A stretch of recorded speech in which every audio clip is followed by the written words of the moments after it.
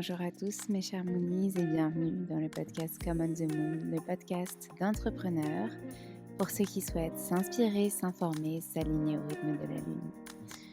Retrouvez chaque semaine un épisode différent puisque nous avons 5 types d'épisodes, les Moon Break, les Moon Talk, les Moon Cycle, les Moonpreneurs, les Moon Yoga. On fait le lien entre entrepreneuriat, bien-être, développement personnel, conseils pour infuser tout ce que vous voyez et tout ce que vous entendez, pour vous rassurer aussi, pour prendre confiance en vous, et puis les méditations pour justement concrétiser tout cela dans votre vie.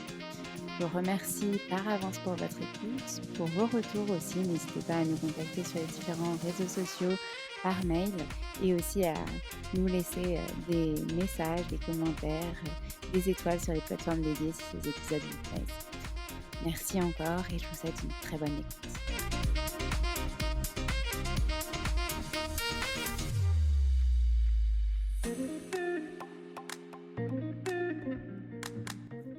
Bonjour mes chers Moonies, aujourd'hui je reçois Julien Hervieux, l'auteur du blog et ensuite des livres Audio Connard, mais aussi de plein d'autres livres. Il nous parle de comment se faire connaître par un éditeur, comment devenir un bon écrivain, comment devenir un bon entrepreneur. Il nous donne plein de conseils et il en parle beaucoup mieux que moi, donc je vous souhaite une très bonne écoute.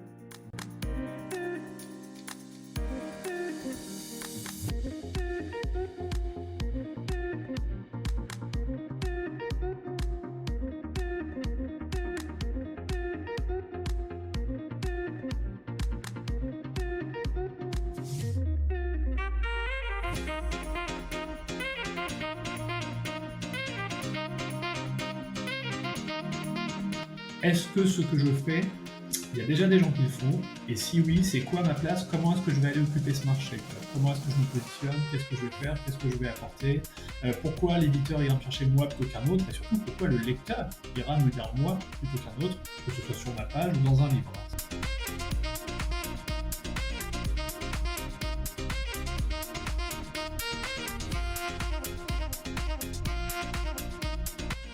Hello Julien, je suis ravie de te retrouver aujourd'hui dans ce nouvel épisode du podcast Come on the Moon où tu vas pouvoir nous parler de ton parcours entrepreneurial et puis bon, tu vas en parler beaucoup mieux que moi donc je te laisse la parole. Alors, je suis Julien Hervieux, effectivement, donc déjà je suis ravi d'être ici. Moi, pour faire un bref aperçu de ma carrière, qui est une vaste escroquerie, disons-le, j'ai commencé comme professeur d'histoire géo, voilà, ça arrive à des gens bien, avant de partir monter une boîte dans le domaine des applications mobiles dédiées au tourisme. Voilà, j'ai fait ça durant quelques années. Et en fait, là où ça a un petit peu basculé, c'est qu'à côté de ça, j'écrivais, et j'écris toujours, un blog qui s'appelle le blog d'un audio connard. Voilà, hein, ça ne s'invente pas. Et ça s'est très bien passé pour ce site web, ce qui fait que c'est devenu un livre, puis un deuxième livre, puis un troisième, bref. Et puis aujourd'hui, en fait, à plein temps, c'est mon métier, auteur à plein temps. Je vis de mes livres et de mes bandes dessinées. Et à côté de ça, je continue encore d'intervenir dans des universités pour donner des cours, justement, un petit peu sur, entre autres, alors, le référencement, parce que j'ai fait ça à une époque, et puis parler un petit peu aussi du métier d'auteur. J'interviens aussi dans des collèges, lycées, pour expliquer voilà, comment on passe de prof d'histoire géo à écrivain indépendant. Voilà. Ok, bon bah t'as fait ton pitch en 1 minute, bravo. Mais du coup, j'aimerais bien creuser. Justement, est-ce que tu peux nous expliquer comment est-ce qu'on passe de prof d'histoire géo à auteur? Qu'est-ce qui s'est passé concrètement? Alors vraiment aujourd'hui, ce qui change pas mal la donne, c'est que pensez aux maisons d'édition, les maisons d'édition, quand elles ont le choix entre lire les manuscrits qu'il y a sur leur table, ce qui ne veut pas dire qu'elles ne le font pas, hein, ou avoir à prendre un nouvel auteur qui a déjà un public, hein, ce qu'on appelle aujourd'hui pompeusement les influenceurs, hein, ils vont forcément être plus tentés par aller démarcher un influenceur en disant écoute voilà, on sait que tu as déjà un public, donc si on fait un livre, on peut déjà plus ou moins calculer quelle vente on pourrait avoir. Donc moi, c'est un petit peu ce qui s'est passé. J'ai rencontré d'abord une agent. Voilà, c'est pas si commun sur le marché français, donc j'ai eu beaucoup de chance. Fatia Gelman, qui m'a proposé donc de travailler avec elle. Et ensuite, nous sommes allés voir une première maison d'édition qui s'appelle Point, chez qui donc est sorti Le Dieu Connard, donc ça c'était en 2015.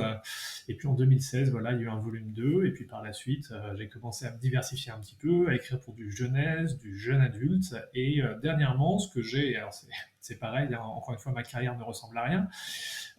J'ai fait une bande dessinée, j'en suis très content, sur ma chaîne YouTube, puisque j'ai ouvert une chaîne YouTube qui s'appelle Le Petit Théâtre des Opérations, qui raconte les anecdotes débiles de l'histoire militaire. Et ça se passe bien pour cette chaîne YouTube, puisqu'en cumulé, elle a quelques millions de vues. Et donc là, pareil, Fluide Glacial est venu me chercher en me proposant d'en faire une BD. Et aujourd'hui, cette BD, c'est, disons-le franchement, ce que j'ai qui marche le plus. C'est dessiné par Monsieur le Chien. On a vraiment des très bons pseudonymes. Entre le Dieu Connard et Monsieur le Chien, on est impeccable. Et ça fait que je me retrouve à travailler, entre autres, avec la Marine nationale, l'état-major des armées, enfin voilà, donc des choses un petit peu improbables. Donc c'est pour ça que quand je vous dis que ma carrière est une vaste escroquerie, c'est effectivement des trucs qui partent un peu dans toutes les directions, mais c'est avec grand plaisir. OK. Moi, j'ai, une question pour nos auditeurs parce que je te connais, je sais ce que tu as fait, je sais ce que c'est Audio Connard. Est-ce que tu veux nous expliquer ce que c'est ce blog à l'origine? Quand est-ce qu'il est né? Qu'est-ce que tu diffusais comme contenu dessus? Comment tu as voulu lancer ça et cetera? Alors, je vais faire ça en deux temps parce que du coup la chaîne découle du blog. Alors pour le blog, à l'origine, c'est parce que moi j'ai commencé à travailler sur ce blog juste pour rigoler. Voilà, un soir, je me suis dit, allez, je vais ouvrir un blog. On est en 2009 à l'époque, les blogs, ça avait le vent en poupe, hein. C'est un truc de vieux. Et je me suis dit, je vais entre autres parler de cinéma. Le problème, c'est que tout le monde parlait déjà de cinéma sur Internet pour donner son avis sur j'aime pas tel film. Et donc, j'ai appelé ça le blog d'un odieux connard, parce que ça serait un odieux connard qui va descendre des films, et aussi parler de société, d'ailleurs, mais surtout de films, et qui va dire du mal. Voilà, on va créer un personnage qui dit du mal des films. Et ma spécialité, c'est d'aller voir un film, de le retenir par cœur, et de raconter tout le film avec tous les problèmes du scénario. Et ça ne manque pas, hein. Aujourd'hui, je viens de faire le dernier Jurassic World, et autant vous dire que j'ai saigné des yeux. Et donc, grâce à ça, le blog s'est mis à gentiment marcher au début, et puis à marcher, puis à courir. Et donc, à partir de 2010-2011, ça commençait déjà à bien se passer pour lui. Et donc, voilà, ce qui a permis de donner les livres. Et par la suite, justement, j'avais d'autres choses à raconter. Donc, c'était ces fameuses anecdotes historiques que j'avais du temps où j'étais prof et que j'aimais bien. Et donc là, avec ma filière de marketing digital, que tu connais bien, j'ai gentiment expliqué que j'allais ouvrir une chaîne et que pour que les gens puissent la mater au boulot, puisque ce que j'apprenais durant mes cours de publicité en ligne, hein, qu'il fallait qu'on puisse regarder les choses même sans le son, etc., etc., j'ai fait une chaîne de cinéma muet. Voilà, ça se regarde sans son, c'est fait pour que les gens puissent regarder la chaîne en glandant au boulot, et ça marchait. Voilà. Donc aujourd'hui, voilà, la chaîne et le blog. Alors le blog un petit peu moins parce que les blogs c'est passé de mode, hein, faut quand même le dire. Donc je continue à le faire vivre, mais la chaîne, elle, fonctionne très bien. Donc je n'ai vraiment pas à me plaindre de ce côté-là. J'ai beaucoup de chance. Voilà. OK. Je prends des notes en même temps et ça me fait penser que en fait, j'ai pas introduit, le plus important de cet épisode, c'est qu'on s'est rencontrés parce que tu as été mon prof, pendant, ma licence, donc ma troisième année de licence, à l'IUT de Descartes et donc du coup, c'est comme ça que voilà, on était, restés en contact sur LinkedIn et que cette année, je me suis dit: «Oh bah tiens, si je le recontactais?» pour, enregistrer cet épisode et voir, ce qui était devenu. Donc c'est cool et puis, en parallèle, toi, tu es aussi je crois que tu m'as dit que tu es ravie d'avoir des nouvelles, de tes anciens élèves qui finalement, se sont lancés Exactement. à leur compte et cetera. Exactement, j'encourage l'entrepreneuriat de mes élèves et le fait de devenir indépendant et de faire ses affaires. Donc non, non, c'est très chouette. On en parlera, dans cet épisode justement, tu auras l'occasion de nous donner de très bons conseils, pour te lancer, à se lancer à son compte et rassurer ceux qui ont encore des doutes et cetera. Mais du coup, je voulais quand même qu'on continue sur cet aspect, auteur. Donc si je résume très rapidement, le blog, il prend de l'ampleur, puis la chaîne YouTube et à quel moment, du coup, tu rencontres ton agent? Comment ça se passe pour que justement ce blog devienne, un livre et puis ensuite plusieurs livres? Et bien, mon agence était une lectrice du blog, tout simplement. Et donc, un jour, elle m'a écrit en me disant, voilà, je lance mon agence. Et sa phrase, je crois que ça a été, est-ce que ça vous dirait d'être un des poulains dans mon écurie? Donc, j'ai trouvé ça chouette, on s'est rencontrés et vraiment, elle est formidable. Et ça m'a énormément aidé parce que ce qu'on ignore pas mal dans le milieu des auteurs, enfin quand on le regarde de loin, parce que chez les auteurs c'est un peu le plus connu, c'est que les agents, ça change littéralement la vie au sens où ils vont gérer tout ce qui est voilà, démarchage commercial, une partie entre autres administrative, hein, la partie contrat, les négociations, ce qui fait qu'on peut se concentrer sur la partie qu'on préfère, hein, c'est-à-dire la partie créative. Je pense que tous les entrepreneurs qui m'écoutent savent que si on pouvait se passer des passages avec l'URSSAF et se contenter de faire le passage où on fait son taf, on préférerait largement. Voilà, un agent, c'est un petit peu ça, c'est un ange gardien qui va venir vous sauver et qui fait de très belles négociations, soit dit en passant. Donc, non, c'est assez indispensable aujourd'hui d'avoir.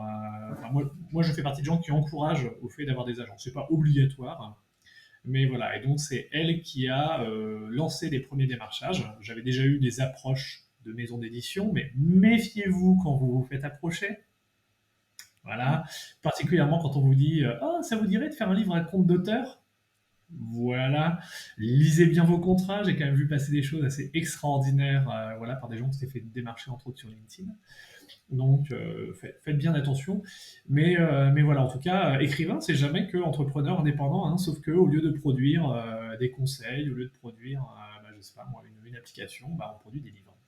On n'est OK. pas tout seul, il y a quand même un éditeur. Je suis vraiment intéressée parce que, par rapport, à la notion d'agent, parce que j'ai écouté avant d'enregistrer cet épisode avec toi, un épisode avec, Pénélope, Bagieux, donc peut-être que tu la connais, qui a fait des Bagieux, BD oui, aussi elle est et connue, oui. Bagieux, pardon, et elle parlait exactement de la même manière de cette notion d'agent. Elle disait qu'en fait, ça lui avait permis de se développer déjà, que, en France, c'était pas encore, très, très connu et pas très utilisé parce que quand on parle d'agent, on a l'impression qu'on parle d'une star, qui est surprotégée et cetera et donc du coup, c'est pas forcément hyper, bien vu en France. Alors je sais pas pourquoi, mais enfin voilà, du coup, elle en parlait et ça me conforte dans l'idée que, voilà, c'est quelque chose de pas forcément très connu, mais hyper intéressant pour un auteur de, pouvoir, déléguer en fait toute cette partie qui n'est pas du tout, un travail d'auteur que de démarcher, que, de, faire toute la paperasse administrative et cetera. Est-ce que tu peux nous parler un tout petit peu plus de ces aberrations que tu as vues dans certains contrats ou alors, à part si c'est confidentiel, mais pour, que les personnes qui souhaitent se lancer un livre ne se fassent pas avoir? Alors, on va évoquer deux choses, parce que peut-être que certaines des personnes qui nous écoutent ont été approchées, et donc il y a deux grands pièges. Le premier piège, c'est donc l'auto-édition camouflée. C'est-à-dire que certains qui se présentent comme maison d'édition sont en fait des imprimeurs, voilà, qui ouvrent une petite partie édition et qui vous disent, voilà, je suis sûr que vous pourriez faire un formidable livre. Ce que je vous propose, c'est de le faire, votre livre, et de l'imprimer. Par contre, soit ils vous facturent des parties entières, du genre la maquette, ils vous disent c'est vous qui allez payer. Non, non, non, l'éditeur, si c'est un vrai éditeur, c'est lui qui prend le risque, c'est lui qui porte le risque, c'est lui qui produit le livre. Et logiquement, il espère avoir trouvé un vrai talent. Si on commence à vous faire payer vous, c'est clairement qu'il y a un problème. Ensuite, il y a une technique qui est toute simple. C'est pareil, vous voyez le mec qui vous dit bon alors voilà, on va imprimer à tant d'exemplaires, et puis vous pourrez racheter les livres qui restent, que vous aurez produits. Une des arnaques du milieu, ça consiste à produire un livre, à ne même pas aller le vendre, et ensuite à le revendre à l'auteur, hein, à prix d'amis bien sûr. Et donc on a des auteurs qui se retrouvent avec 2 000 à 3 000 exemplaires de leur propre livre dans le garage, parce que c'était ça où ils sont envoyés au pilon. Et donc les mecs ont payé pour produire leurs propres livres, puis ont payé pour les racheter. Et donc en fait, ils n'ont pas compris que depuis le début, le soi-disant éditeur n'avait aucun souhait de vendre le livre. Lui, tout ce qui l'intéressait, c'était en fait de faire payer plusieurs fois l'auteur. Donc méfiez-vous vraiment de l'auto-édition. Il faut des auteurs, enfin des livres, comme on dit, à compte d'éditeur. C'est-à-dire c'est l'éditeur qui vous paye vous et qui va porter le risque. Par ailleurs, je suis aussi tombé sur des éditeurs, et parfois bien installés, qui proposaient des contrats à de jeunes auteurs, dans lesquels ils disaient, par exemple, vous ne toucherez aucun droit tant qu'on n'aura pas vendu tant d'exemplaires. Alors, c'est une petite subtilité. Logiquement, c'est normal qu'on ne retouche pas de droit tant qu'on n'a pas vendu au moins X exemplaires, mais on est quand même censé avoir une avance. Voilà. Sauf que là, il n'y avait rien du tout. Il n'y avait pas d'avance, et en plus, on vous disait, les 300 premiers exemplaires, vous toucherez rien. Et en fait, c'est un éditeur qui se dit, moi, je fais ça. Au pire, ça marche, tant mieux. Si ça marche pas, et moi, je garde 100% du pognon, et l'auteur, je le paie pas. Donc, il y a vraiment énormément d'arnaques, surtout depuis le confinement, parce que durant le confinement, tout le monde a voulu écrire des livres. Et donc, comme il y a énormément de candidats et peu d'élus dans les grandes maisons, et ben beaucoup se tournent vers des maisons un peu plus petites. Beaucoup sont très honnêtes et font du très bon travail, hein. Mais dans le tas, vous avez des petits malins qui se faufilent et qui tentent d'arnaquer des gens en leur faisant éditer tout et n'importe quoi. Donc, si c'est l'éditeur qui commence à vous demander de l'argent, ou s'il vous dit qu'il ne va pas vous payer, vous pouvez déjà commencer à reprendre vos billets, c'est pas la peine.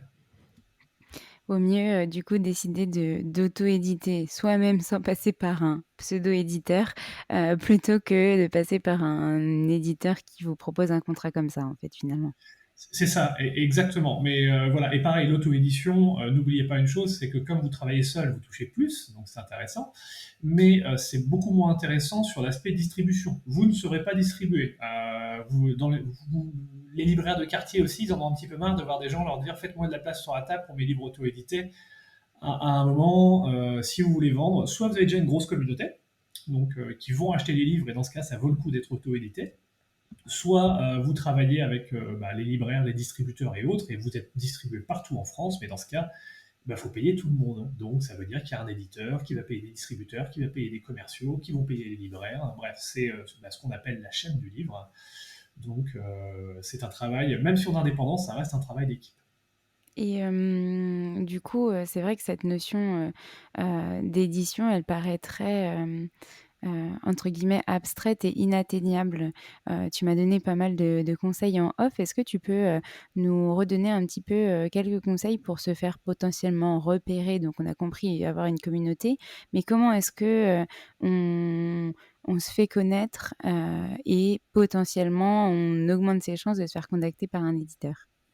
Alors, bon, on va reprendre les cours que je t'ai donnés à une époque, hein, sur les cours de référencement. Bon, déjà, avoir un bon site web bien référencé, ou même sans site web, une bonne page sur les réseaux sociaux, c'est un bon début. Mais comment faire? Eh ben, la première chose à faire, c'est de faire du contenu qu'on ne trouve pas ailleurs. Je sais que c'est bête et méchant, mais moi, personnellement, c'est ce qui m'a toujours permis de faire la différence. Quand j'ai ouvert le blog en disant beaucoup de gens parlent de cinéma, je vais humblement essayer d'en parler à ma manière, en tout cas avec ce système de spoiler qui n'est pas fait ailleurs, et donc ça a marché. Et quand j'ai ouvert la chaîne des années plus tard, c'est pareil, des gens qui parlent histoire sur YouTube, il y en a un certain nombre et ils en parlent très bien, hein, soit dit en passant. Et donc l'idée c'était de dire, mais moi il faut que je trouve un ton et un positionnement qui ne soit pas déjà occupé, un terrain pas occupé. Et à nouveau, ça a marché. Et donc la première règle, c'est ça, c'est est-ce que ce que je fais, il y a déjà des gens qui le font? Et si oui, c'est quoi ma place? Comment est-ce que je vais aller occuper ce marché? Comment est-ce que je me positionne? Qu'est-ce que je vais faire? Qu'est-ce que je vais apporter? Pourquoi l'éditeur ira me chercher moi plutôt qu'un autre? Et surtout, pourquoi le lecteur ira me lire moi plutôt qu'un autre, que ce soit sur ma page ou dans un livre, hein, Et une fois que vous avez ça et que vous commencez à travailler votre communauté, eh ben, il va falloir un petit peu de temps. Il faut être patient, hein. Les gens qui vous disent qu'ils ont des résultats en un mois, on va les laisser tranquilles. Faut pas hésiter à apprendre à écrire régulièrement ou à faire du contenu, hein, c'est pas forcément de l'écriture d'ailleurs, durant un an, 2 ans, parfois trois, avant de commencer à avoir des résultats un petit peu intéressants. Et il faut pas non plus hésiter à admettre qu'on s'est trompé et que des fois on fait du contenu, ça arrive, hein, on a tous un jour fait du contenu qui était moins bien. Et ben il faut l'accepter. Et seulement une fois que vous êtes installé, voilà, là vous pouvez commencer à aller voir les éditeurs ou à aller voir les agents, donc, qui eux-mêmes iront dire bah, tel éditeur il fait ceci, tel éditeur il fait cela. Donc c'est déjà le début. C'est qu'est-ce que vous faites et pourquoi vous le faites. Et le problème, c'est que très très très souvent, on a des gens qui veulent plein de bonne volonté, hein, qui veulent écrire des choses. Et je vais vous prendre l'exemple tout bête des bouquins de fantasy. Il y a beaucoup de gens qui veulent écrire de la fantasy. Et le problème, c'est que quand vous avez 60 livres sur une table et que tous c'est l'histoire d'un héros d'une prophétie dans un petit village qui doit aller combattre le seigneur du mal, l'éditeur il ne va pas imprimer 60 fois ce livre-là, il va en prendre un sur les 60, il y aura un poil de chance, et puis les 59 autres, il va les balancer en disant de toute façon c'est la même chose. Donc voilà. OK, bah, merci. Bah, du coup, moi, j'ai 5 conseils finalement. Le premier, être référencé, avoir un site web, bien référencé, donc prenez des cours de Julien. Ensuite, le deuxième, faire les choses, qu'on ne trouve pas ailleurs, donc avoir sa patte, son ton, son positionnement. Le troisième, prendre un peu de temps, laisser un peu de temps au temps, être patient.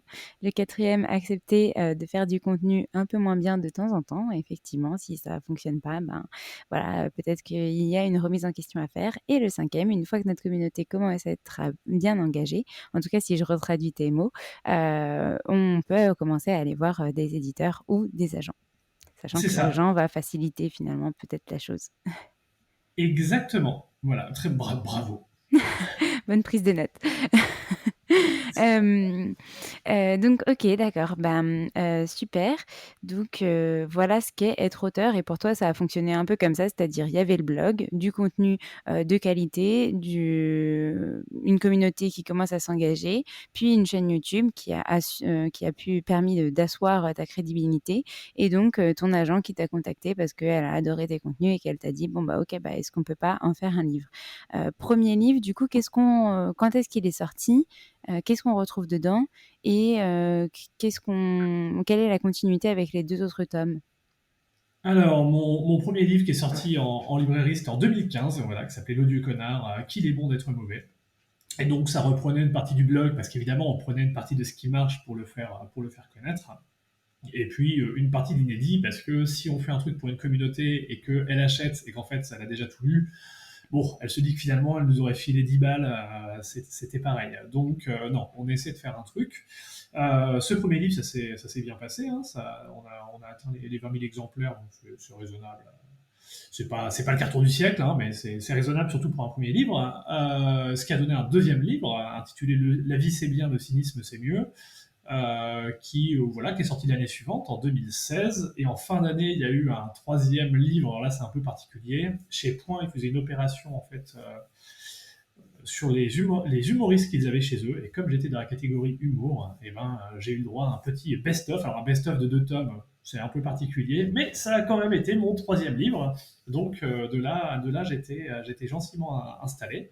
Et j'avais fait mes premiers livres. Alors à l'époque, c'est pareil, je n'en vivais pas encore. Alors si je peux d'ailleurs donner un conseil tout de suite à tous les gens qui veulent écrire, n'arrêtez pas votre boulot. C'est la plus grosse erreur que vous puissiez faire. Les gens qui disent bon alors moi j'arrête mon boulot, je me mets à écrire alors qu'ils n'ont pas encore un éditeur. Non, on fait dans l'autre sens. On écrit à côté, quitte à prendre plus de temps, et quand on commence à bouffer, là on peut commencer à abandonner son travail qui rapporte du pain. Parce que le nombre de gens qui se retrouvent dans des situations où ils se mettent à écrire, à la fin, ils commencent à manquer d'argent, ils acceptent des contrats, mais ils se font rincer par des arnaqueurs et bah, au final, ils ont tout perdu. Ils ont même plus les droits sur leur propre livre. Ils ont perdu 2 3 ans comme ça et ils se sont mis dans une situation financière difficile. Bon, je pense que tout entrepreneur connaît le problème hein, de devoir assurer ses revenus. Donc l'avantage de l'écriture, c'est qu'on peut le faire à côté, commencer à gagner de l'argent et quand ça rapporte suffisamment, arrêter. Moi, j'ai mis à peu près 4 ans avant de baisser et même d'arrêter mes activités à côté pour décider de ne plus vivre que de l'écriture. Donc voilà, donc pour en revenir à ces premiers livres, c'est ce qui m'a installé. Et ensuite, bah justement, comme j'avais un pied dans la place, c'est le plus dur, hein, c'est de mettre un pied dans le monde de l'édition. Bah, j'ai fait un livre jeunesse qui s'appelait Orage, Petit Seigneur des Ténèbres, chez Poulpe Fiction. Voilà. Donc j'étais content qu'il y ait eu des prix. J'ai fait un livre qui s'appelait chez Bragelonne, enfin Castelmore, qui s'appelle Au service de Sa Majesté la Mort, en jeune adulte, donc justement de la fantaisie. Et il se trouve que lui a eu le prix Cultura 2019, donc le dernier prix du monde d'avant. C'est voilà, ça sera ma fierté. Et puis ensuite, il y a eu le Petit Théâtre des Opérations en 2020, Petit Théâtre des Opérations tome 2, et puis voilà. Là, on arrive cette année sur le Petit Théâtre des Opérations tome 3. OK, et ces livres-là, du coup, plus jeunesse et jeune adulte, c'est ça? Alors les livres que j'ai cités, donc Au service de Sa Majesté la Mort et Orage, Petit Seigneur des Ténèbres, ouais, c'est jeunesse et jeune adulte. Sachant que, rien qu'au titre, vous devez le remarquer, mais moi je me suis quand même spécialisé dans les méchants, parce que c'est pareil, il y a justement, j'ai regardé le marché, et en fait il y a très peu de livres où les héros sont les méchants, donc je me suis spécialisé là-dedans. Voilà, j'ai aussi écrit d'autres livres, genre Sur les rails, qui est un peu là, où on parle du trafic de drogue avec les vraies méthodes, etc. Enfin, c'est un beau métier. Et du coup, les derniers, plus sur, alors, je ne sais pas si je vais employer le bon terme, mais satire sur l'armée, etc., c'est ça? Ah, c'est pas tout à fait de la satire, c'est sur des anecdotes débiles mais vraies. D'accord. À savoir que il y a des moments où on se moque, il y a des moments où on salue le courage de certaines personnes. C'est-à-dire qu'on va aussi bien se moquer de comment, pendant la Seconde Guerre mondiale, les Américains ont voulu utiliser des chauves-souris en guise de bombes. Voilà, donc ils l'ont vraiment fait, ça s'est pas bien passé pour eux. Que parler de personnages comme Eugène Bullard, qui est un pilote noir américain qui s'est retrouvé en France durant la Première Guerre mondiale et qui ensuite s'est retrouvé aux États-Unis où il y avait encore la ségrégation, qui a été victime de racisme, et on montre comment le mec était un héros d'un côté de l'Atlantique et la dernière des merdes de l'autre côté de l'Atlantique. Bref, voilà, on parle de plein de choses, des légendes sur la bataille de France, bref, le but du jeu, c'est de faire connaître en fait des petites histoires un peu méconnues. C'est du storytelling sur la petite histoire cachée dans la grande histoire. Voilà. Mmh. Donc du coup, ton premier job en tant que prof d'histoire géo te sert bien pour ces livres-là, j'imagine? Ah bah oui, oui, carrément. Là, bah justement, en fait, au tout début, moi j'ai commencé comme ça. C'est quand on a tous eu des profs d'histoire et on a tous eu des mauvais profs d'histoire et je l'espère des bons profs d'histoire. Et pour intéresser les élèves, bah, il faut des anecdotes parce que c'est vivant. Il y a un début, il y a une fin, il y a un personnage, bref. Donc j'en avais un certain nombre et justement là je me suis dit bon bah essayons d'en faire quelque chose. D'où ces fameuses vidéos sur comment la Tour Eiffel a servi à pirater, à faire le premier piratage électronique de l'histoire, comment il y a une petite grand-mère qui a arrêté un commando allemand, comment etc etc. Bref tout ça c'est sur ces parties inconnues et effectivement j'ai commencé à connaître ces anecdotes en tant que prof d'histoire. Et aujourd'hui, bah, je potasse des biographies à la recherche du personnage que je ne connais pas et dont on pourrait parler. OK, donc pour, ces livres-là, c'est vraiment, un travail, en amont, énorme, j'imagine, de recherche, de, internet, livres, tu dois te plonger pendant des heures, voire des jours, complets pour trouver, la petite anecdote qui ressort et que personne connaît ou comment ça se Alors, passe? j'ai beaucoup de chance parce que, encore une fois, le plus dur, comme sur tout marché, c'est de s'installer. Et une fois que vous êtes installé, euh, les clients viennent vers vous. Et donc là, je dis ça grossièrement, j'utilise le terme de client, mais l'armée, qui est justement contente qu'on mette en avant des événements un petit peu oubliés, du genre des passages, comment il y a deux chars français qui ont retardé l'armée allemande durant la bataille de France durant 2 jours. Bon, voilà, ils étaient contents qu'on en parle. Donc, eux m'ouvrent leurs archives. J'ai eu la Légion étrangère qui m'a ouvert ses archives, qui m'a envoyé des documents. Donc, ça facilite beaucoup les recherches. Et j'ai même l'armée qui me propose des anecdotes en me disant voilà, nous, on a des éléments sur tel personnage, vous connaissez peut-être, peut-être pas. On vous laisse regarder un petit peu. Si ça vous intéresse, on vous envoie nos archives en numérisé, hein, bien sûr. Mais voilà, à l'heure d'Internet, c'est assez facile de faire ce genre de choses. Et bah, grâce à ça, j'ai même eu la chance, là, cette année, de partir à bord de la mission Jeanne d'Arc pour former les futurs élèves officiers, entre autres, bah, voilà, aux anecdotes inconnues de l'histoire militaire maritime, pour le coup, entre autres. Mais voilà, donc c'est plus facile depuis qu'il y a des gens qui se portent candidats pour me dire est-ce que ça vous dirait de parler de tel personnage. Voilà. Mmh. Oui, et depuis du coup que tu as cette, renommée, que les gens savent, que tu parles de tel sujet et que donc du coup, ben, comme tu as déjà, ta crédibilité qui est là, c'est plus simple aussi. Exactement. Le plus dur, c'est vraiment cette histoire. Alors, c'est le bon mot, hein, cette crédibilité. Le plus dur, c'est de mettre le pied dans la porte. Toute personne qui demain veut se lancer dans l'édition ou autre, le plus dur, c'est, bah voilà, ça va être la première fois qu'on se fait éditer, parce qu'ensuite, c'est un petit monde et ça va plus vite. Et ben, c'est pareil pour ce monde de l'histoire.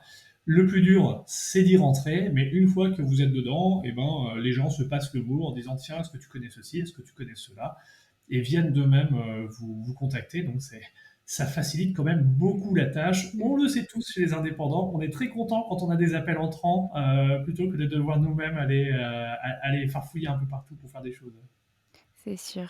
OK, super. Bon, j'essaye d'avoir un grand panel de tout ce que tu as pu, proposer. Tu nous disais que du coup, maintenant tu formes aussi, au sein de l'armée à ces anecdotes-là. Comment ça se Alors, passe? C'est des cours comme tu donnes à l'université? Quand que alors là, c'est un peu particulier. En fait, donc cette année, j'ai eu la chance de participer à la mission Jeanne d'Arc. Alors, pour information, la mission Jeanne d'Arc, ce sont les officiers de marine qui sont en dernière année, qui partent durant 5 mois à bord de bâtiments de la flotte pour faire une espèce de tour du monde. Alors, c'est pas toujours un vrai tour du monde, hein, mais en tout cas, ils font un voyage très long et ils voient du pays. Et durant ces 5 mois, ils vont occuper, c'est un peu de la conduite accompagnée, hein, c'est-à-dire qu'ils sont à tous les postes et avec des officiers, eux, installés. Et je ne cache pas que quand j'ai vu ce qu'ils faisaient au quotidien, je me suis senti tout petit, hein. C'est-à-dire qu'à leur âge, j'en aurais pas fait un dixième, donc j'étais assez impressionné. Et donc, tous les jours, ils ont aussi des conférences. Donc, la mission Jeanne d'Arc, à chaque escale, elle débarque un conférencier, elle en monte un. Voilà, donc moi, je suis monté avec eux pour 10 jours. Et durant ces 10 jours, on m'a dit, bah, c'est parti, tu auras des conférences à faire le soir auprès des élèves officiers. Donc, j'étais pas là en tant que formateur officiel, j'étais vraiment là en tant qu'invité, invité conférencier. Donc c'était chouette. Je vous cache pas que ça faisait un petit peu bizarre d'être tout seul devant une centaine de personnes en uniforme et qu'à qui vous dites salut, moi je vais vous parler d'histoire poète poète sur la marine. Mais ça s'est très très bien passé. Enfin en tout cas je crois ils ont eu l'air à peu près satisfaits. Alors peut-être qu'après ils ont craché dans mon dos les monstres. Mais non, apparemment ça s'est pas trop mal passé.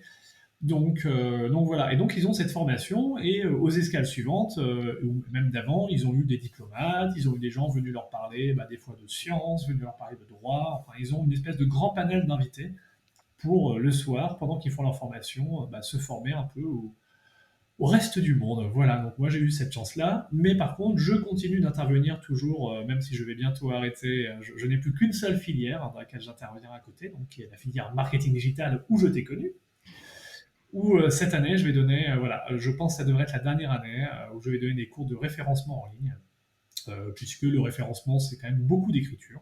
Voilà, donc ça reste mon domaine. Et puis ensuite, comme bah, maintenant je vide ma plume, je vais continuer à me concentrer sur mon travail d'écrivain, qui est un chouette travail.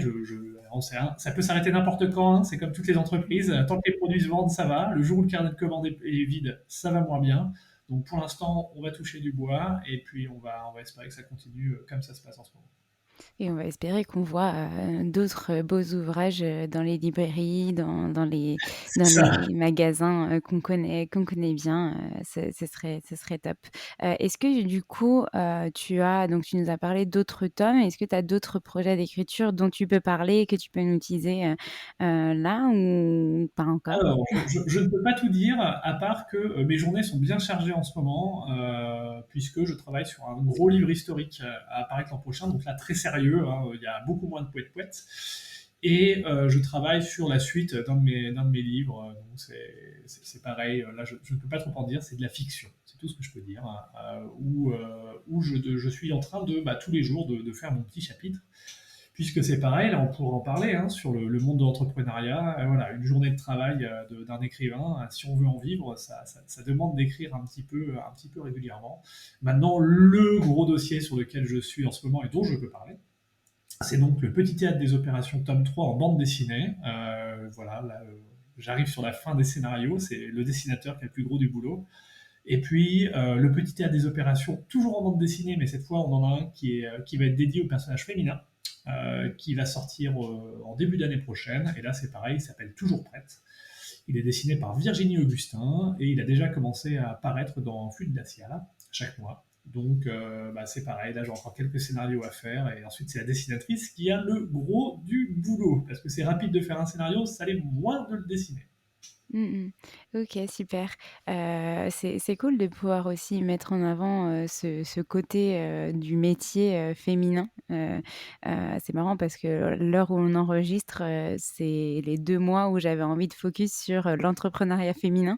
Bon, tu feras partie de la prochaine vague, hein, du coup, mais c'est Très bien bien. de enfin, c'est super de pouvoir mettre aussi en avant, des corps de métier qui sont à l'origine, pas forcément féminins et de pouvoir, les adapter et montrer ce qu'il y a aussi, derrière et ce qui est possible de faire en tant que femme, dans l'armée. Je connais un peu ce secteur et c'est vrai que c'est moins mis en avant.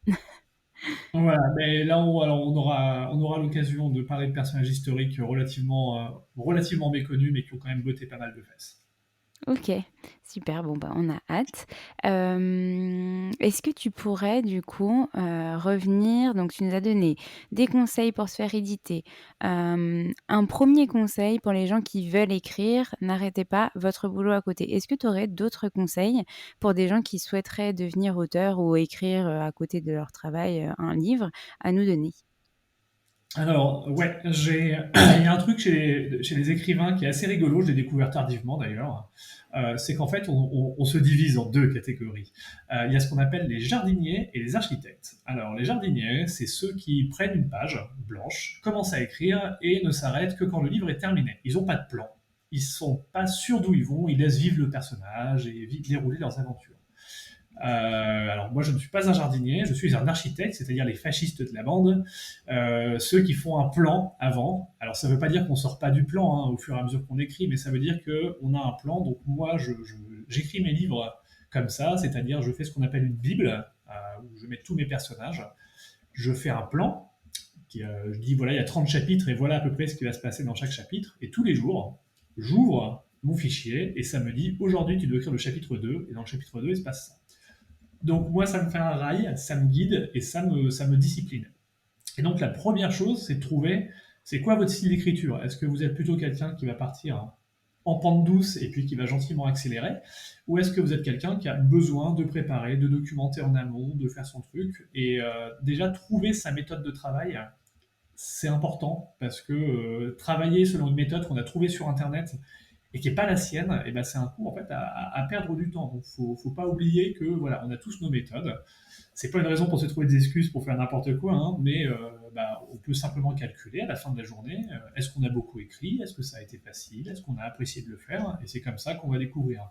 Il y a les heures auxquelles on n'écrit pas tous à la même heure. Moi, quand j'ai commencé, j'aimais beaucoup écrire la nuit, parce qu'il y a très peu de notifications qui tombent, très peu de gens qui vous appellent, mais on n'a pas tous la possibilité de faire ça. Et aujourd'hui, j'aime bien écrire un peu le matin, un peu l'après-midi, un peu le soir. Voilà, ça me fait des petites séances, mais des séances un peu plus intensives.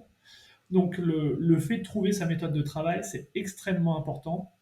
Et au début, bah voilà, c'est comme la méthode de dessin, c'est comment est-ce que vous y prenez et est-ce que vous avez du résultat. Quand vous savez ça, vous allez pouvoir avancer. Mais si vous vous calez sur la méthode de quelqu'un que vous avez trouvé en ligne et qui, en toute honnêteté, hein, la personne veut bien faire, vous donne sa méthode, bah, sa méthode, ce sera peut-être pas la vôtre. Alors si vous tentez de vous caler dessus, ça va mal se passer. Voilà. Donc à vous de voir comment vous le sentez. Donc c'est important de se connaître. OK. Je note en même temps, c'est hyper intéressant et je pense qu'on pourra aussi faire le parallèle finalement avec, des conseils pour, comment bien entreprendre puisque à mon sens, trouver sa méthode de travail, ça fait énormément partie de l'entrepreneuriat aussi. Il faut pas se calquer, enfin j'y pense là parce que je suis pas forcément auteur mais entrepreneur et au départ, j'ai voulu tester des méthodes, qui ont pas du tout fonctionné pour moi comme par exemple le batching donc bloquer, 3 heures dans ma matinée, 4 heures l'après-midi pour faire une tâche dédiée et ça me fonctionne pas du tout pour moi parce que j'adore switcher de sujet en sujet et je suis plus efficace comme ça. À contrario, j'ai travaillé avec des gens qui, eux, ne sont pas du tout efficaces à switcher, toutes les 30 minutes de sujet, et qui préfèrent justement travailler une matinée sur un truc, une après-midi sur un truc dédié et donc du coup, c'est chacun vraiment sa méthode, et il faut la trouver. Exactement. Exactement. Et moi, je suis un fanatique de la productivité. Hein. Et voilà, encore une fois, c'est mon côté fasciste. À savoir que il y a plein d'outils qu'on connaît pas et qui sont vachement bien. Et trouver les bons outils, c'est pareil. Ça va de sur quel logiciel vous allez écrire jusqu'à quel genre de clavier il vous faut. Ça paraît bête comme question, mais moi un jour j'avais un clavier mécanique. Tout le monde m'avait dit c'est le meilleur clavier possible, il faut un clavier mécanique, t'écriras plus vite avec un clavier mécanique. Et un jour je me suis aperçu qu'en fait je marchais à reculons dès qu'il fallait que j'aille écrire sur ce clavier-là, parce que vraiment il me plaisait pas. Je l'avais jamais formulé comme ça, et donc bah, je l'ai mis de côté. C'est un clavier de rechange maintenant, et je me suis acheté un clavier chiclette, comme on dit, les claviers donc plats de portable, et j'adore écrire là-dessus. Et avec ça, je suis vachement plus rapide pour écrire. De la même manière que, comme c'est en podcast, tout le monde n'aura pas l'image, mais voilà, j'ai un téléphone qui est pas très connu, qui s'appelle un Surface Duo, qui est un téléphone à double écran qui permet justement de travailler sur deux trucs à la fois, d'afficher des documents à droite, des choses à gauche. J'ai un clavier pliant Bluetooth. En salon, quand vous êtes en dédicace et qu'il n'y a pas grand monde, vous pouvez écrire. Donc il y a plein de petites manières en fait. Moi je suis un partisan c'est bien de travailler quand on n'a rien de mieux à faire, parce que quand on a quelque chose de mieux à faire, on aime bien avoir fini son travail pour le faire, hein. Donc mieux, je suis un partisan des petites séances de travail relativement intensives, plutôt que des grosses séances de travail. Voilà, bloquer 3 ou 4 heures pour une tâche, je ne peux pas. Je ne peux pas. Au bout de 45 minutes, une heure, je commence à avoir du mal. OK. Bon, on est un petit peu, similaires là-dessus, mais c'est vrai que je connais des gens, qui ont vraiment besoin de se bloquer des grosses plages, matinée, après-midi pour, justement être complètement productifs et finir ce qu'ils ont fait avant de commencer une autre tâche. Hem, mais très bien, comme conseil. Est-ce que tu aurais d'autres conseils du coup pour, devenir écrivain? Ça fait très pompeux le devenir écrivain. Non, non, non, c'est pas des grands conseils, hein. Il y a pas, en fait, il n'y a pas de formule magique. Le seul vrai truc, c'est effectivement, une fois que vous avez trouvé votre méthode, que vous êtes lancé, c'est de le faire, votre premier livre, et accessoirement, bah, d'accepter les retours qu'il va y avoir dessus. Alors, on reçoit des fois des livres de gens qui veulent qu'on donne leur avis dessus. Et autant on a des gens qui acceptent très très bien la critique, parce qu'il y a des erreurs qu'on fait tous, hein. C'est pareil. Vous voyez, moi là, alors là on ne peut pas le voir. Au-dessus de mon bureau, j'ai des papiers affichés avec mes erreurs les plus courantes pour me fouetter moi-même et éviter de les faire. Vous savez, un petit peu comme les règles de grammaire affichées dans les classes de CP, CE1. C'est pareil pour moi. Il y a ce genre de choses parce que il y a des erreurs qu'on fait. Par exemple, j'employais trop de participes présents, j'utilisais un petit peu trop donc dans mes phrases, ce genre de petits détails. Donc on peut toujours s'améliorer et aujourd'hui je suis loin d'être au sommet de l'art de l'écriture, je pense. Et pour me rappeler qu'il y a beaucoup à apprendre, près de moi j'ai un bouquin de Joseph Kessel, ça s'appelle L'équipage, et à chaque fois que je pense que j'ai bien travaillé, je le lis et ça me rappelle que je suis une merde et donc j'ai encore beaucoup à faire pour m'améliorer. Voilà, donc faut vraiment se dire, je peux toujours m'améliorer, je peux toujours faire mieux. Et le problème, c'est que ça nous est déjà arrivé, alors des fois on en rigole cruellement entre gens du milieu, des gens qui viennent nous montrer un livre et qui ne supportent pas la moindre critique. C'est-à-dire qu'en fait, ils sont venus en disant, bon écoutez, j'ai écrit un livre, et ce que je veux entendre, c'est qu'il est génial. Et comme on leur dit pas qu'il est génial, eh ben on est des cons. Bon, alors, peut-être qu'on est des cons, hein, ça c'est un autre sujet. Mais voilà, on peut toujours s'améliorer. Il y a des petites formules, il y a des choses à éviter. Voilà, moi quand j'ouvre un bouquin de fantasy et que les 10 premiers mots je ne les comprends même pas parce que l'auteur s'est senti investi d'une divine mission d'inventer un univers et d'appeler un chat un Sbrolac et un château un Chvouloulou. Bon, bah, je vous dis, appelle ça un chat et un château. Non, parce que c'est un univers inventé. Oui, d'accord, c'est très bien. Mais en attendant, c'est très chiant à lire, comprends-tu? Donc voilà. Et ça c'est mine de rien assez commun. Mais quoi qu'on veuille écrire, là je prends l'exemple extrême de la fantasy, mais peut-être qu'on a des gens qui veulent écrire, je sais pas moi, des bouquins de développement personnel, c'est très à la mode en ce moment. L'idée c'est ça, c'est faut ne demandez pas l'opinion de vos amis sont des traîtres, ils vous disent toujours que c'est bien parce qu'ils vous aiment, et comme ils vous aiment, ils vous mentent, salaud. Bah, allez vous frotter à Internet, vraiment, et regardez, parce qu'Internet est cruel, et Internet n'hésitera pas à vous dire c'est nul. Et il y aura même des gens qui ne le penseront pas, mais qui le diront. Donc voilà, faut aller s'exposer à la critique, faut aller s'exposer au public, et ça n'est pas ça. Voilà. Et l'éditeur, c'est pas votre ennemi qui veut vous manger. L'éditeur, il est aussi là parce que s'il a vu du potentiel dans votre livre, alors il pense qu'il y a quelque chose à faire. Donc écoutez-le. Ça ne veut pas dire que vous devez être d'accord avec tout, hein, mais ça veut dire qu'à un moment, faut être relativement humble aussi. À titre personnel, je ne suis pas humble, hein, je vous rappelle que mon pseudonyme, c'est Odieux Connard. Mais quand mes éditeurs me mettent des modifications dans la marge, dans la plupart des cas, hein, c'est pas toujours le cas, j'en accepte entre 98 et 99%. Voilà. Je ne fais pas de chichi, sauf vraiment sur des cas ultra précis. Je me dis, voilà, c'est son métier, ils ont un regard extérieur, donc je leur fais un petit peu confiance aussi. Et en général, ça porte ses fruits. Donc merci à eux. Mmh. Oui, c'est eux qui savent ce qui va se vendre, au final, donc ils connaissent bien a priori leur cible, C'est donc ils ça, sont les plus à même, de nous dire ce qui est, bon ou moins bon. c'est ça, exactement. Donc d'où le fait que c'est un travail d'équipe, hein, vraiment. Mmh. Oui, complètement. Il y a pas que l'auteur, dans tout ça. Il y a la preuve, dans les BD, les illustrateurs aussi qui font un énorme boulot, pour donner envie aux gens d'acheter le livre. Puis là, c'est ouais, en matière de BD, c'est même eux qui font vraiment, j'insiste, le très gros du boulot. Le scénariste. Alors j'ai été étonné d'ailleurs qu'il n'y a pas beaucoup de scénaristes en France. On a beaucoup de candidats pour être dessinateur. Je pensais vraiment que c'était l'inverse, parce que n'ayant aucun talent pour le dessin, je me disais toujours, oh là là, ça doit être rare les gens avec du talent pour le dessin. J'aimerais bien. Alors, talent, c'est du travail, hein, c'est pas que du talent. Et donc, en fait, il y a pas énormément de scénaristes, mais il y a beaucoup de dessinateurs. Et un dessinateur, ça fait vraiment un boulot absolument énorme, hein. Quand je vois ce qu'abat Monsieur le Chien sur le petit théâtre des opérations, c'est extrêmement impressionnant. Et vraiment, c'est lui qui porte la série. Mmh mh, mmh.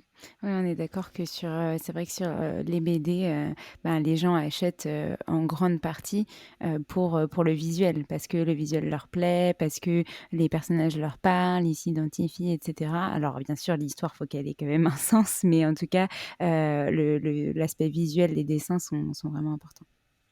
Mais justement, on pourrait reprendre, puisqu'on évoquait Pénélope Bagieux tout à Mmh. l'heure. Pénélope Bagieux, donc, dans le secteur, effectivement, est plutôt connue. Et il se trouve que quand elle a commencé, donc, elle faisait beaucoup de BD où elle parlait de problèmes et d'histoires, on va dire, féminines.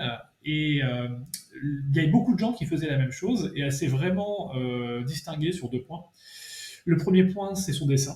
Voilà, qui a vraiment une patte, une ligne très claire qui est identifiable tout de suite. Et le deuxième, c'était, elle a mis son humour à elle, c'est-à-dire qu'elle a pas tenté de refaire à l'infini les mêmes blagues qu'on pouvait lire ailleurs. Alors, elle l'a fait aussi, on l'a tous fait.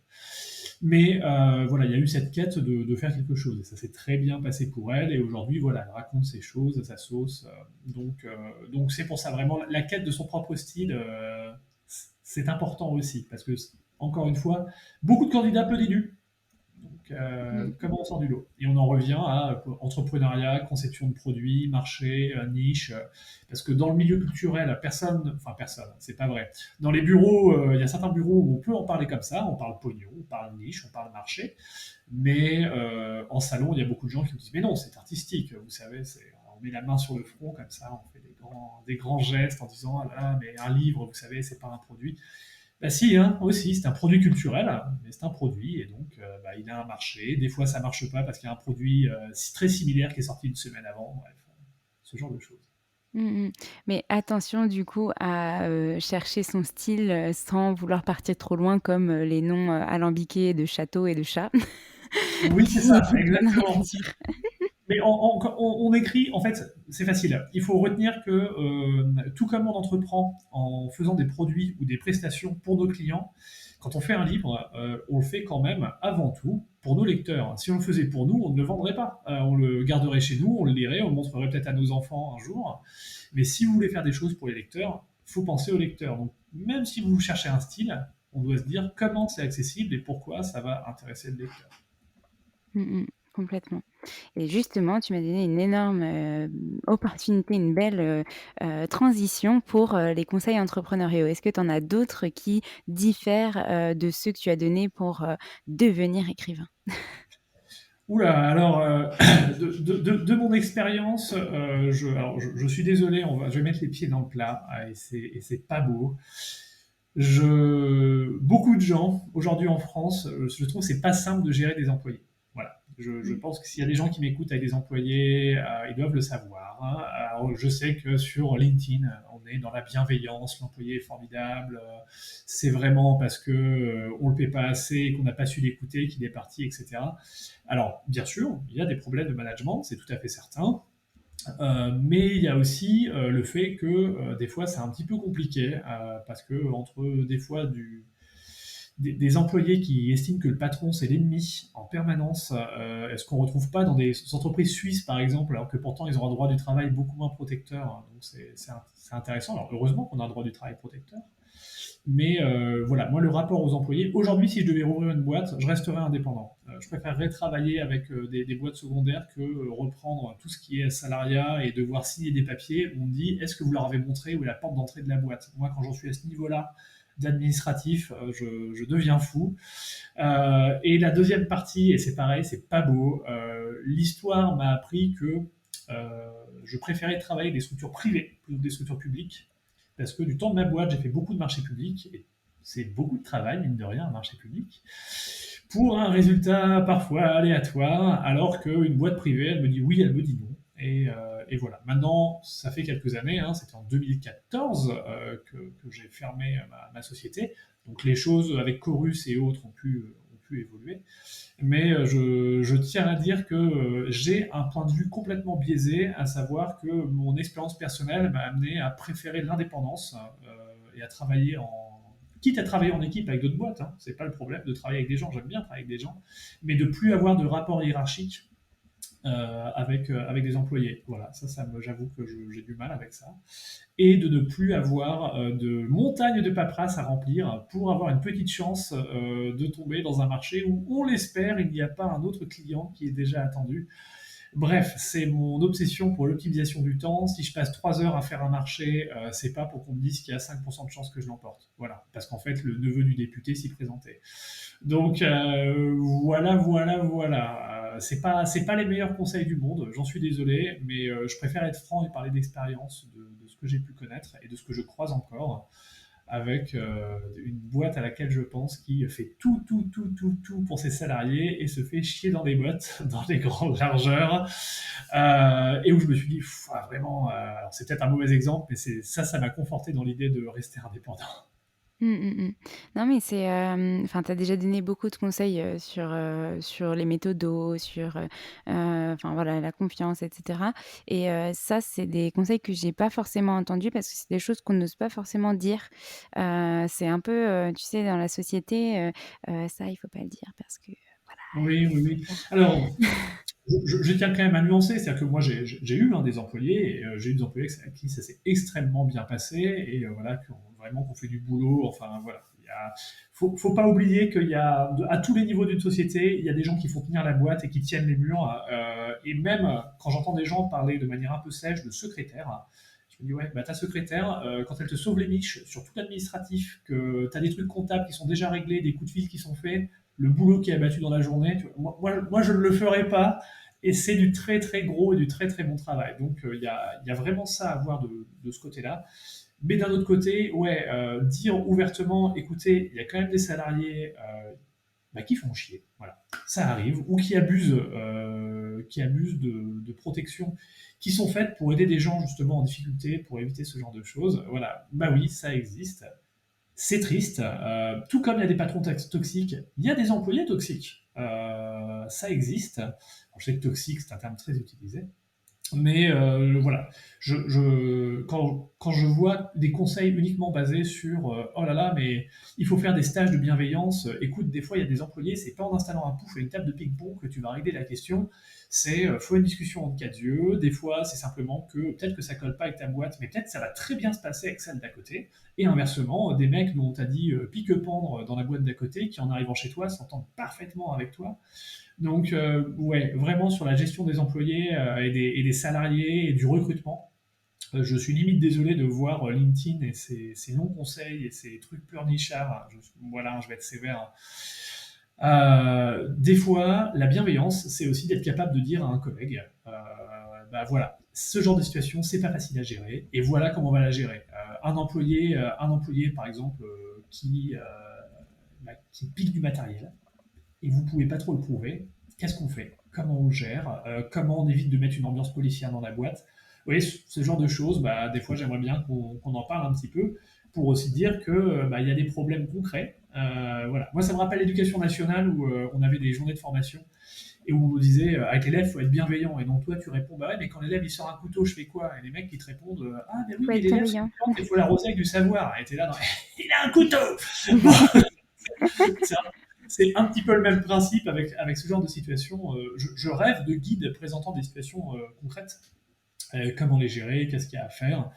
Parce que quand on est un jeune entrepreneur et qu'on arrive sur le terrain, des fois on est plein de très belles idées, on a envie de très très bien faire, de bien payer ses employés, de leur filer des avantages et autres, et puis le destin fait que ça se passe pas comme on voudrait, et dans ces cas-là, que faire? Voilà.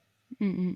Oui, je suis complètement d'accord avec toi, c'est un grand débat et c'est quelque chose dont on parle pas assez parce que quand on est entrepreneur, on n'a pas forcément prévu à l'origine de recruter, de déléguer des choses, parce qu'on s'est dit: «Bon, bah, on va tout faire, avec nos petites mains au départ» et puis en fait, on se rend compte que l'activité s'agrandit petit à petit. En tout cas, si ça se passe bien, ça s'agrandit et au bout d'un moment, bah, on n'a plus assez de 24 heures dans une journée pour le faire, donc on délègue, soit en recrutant, soit en prenant des personnes, pour le faire et ça se passe pas toujours comme on aimerait que ça se passe et on n'a pas forcément Exactement. toujours les clés pour ça. Et ben, en tout cas, merci Julien pour, tous ces partages. J'aurais une dernière question pour toi. Est-ce que, tu aurais un dernier message à nous faire passer? Peut-être une citation que tu aimes bien, un dernier conseil? J'aime bien parler aussi de dédicaces, quand les personnes ont envie de remercier d'autres personnes. Donc voilà, je te laisse la parole. Ouh là, alors c'est un vaste sujet. Bah, ce que je vais dire, c'est effectivement, je pense que dans tout domaine, hein, que ce soit l'écriture ou l'entrepreneuriat, le secret, c'est vraiment de trouver son style, hein, et de le développer. Voilà, je l'ai déjà évoqué. Là, à l'instant, j'évoquais pas mal de problématiques un peu concrètes, mais tout se règle aussi avec de l'humain et du style. Donc, c'est quoi le vôtre? Comment est-ce que vous gérez? Comment est-ce que vous améliorez? Bref, je sais que ça paraît très flou et que pareil, on est vraiment dans les côtés extrêmement théoriques. Mais je pense qu'il y a un juste milieu à trouver entre connaissances pratiques et bonne méthode, bonne manière de faire, et puis avoir son style à soi à développer. Donc voilà, trouvez le vôtre, trouvez vos méthodes, ne copiez-collez pas tout ce que vous lisez sur Internet parce que c'est peut-être pas exactement ce qui va vous correspondre à vous. Bref, à vous de jouer. Super, bah, on finit cet épisode avec, un merveilleux conseil, qui fait écho de toute façon à toute cette discussion. Je te remercie pour ton temps, pour, ta confiance, pour, tous tes partages et puis je te dis à très bientôt. À bientôt.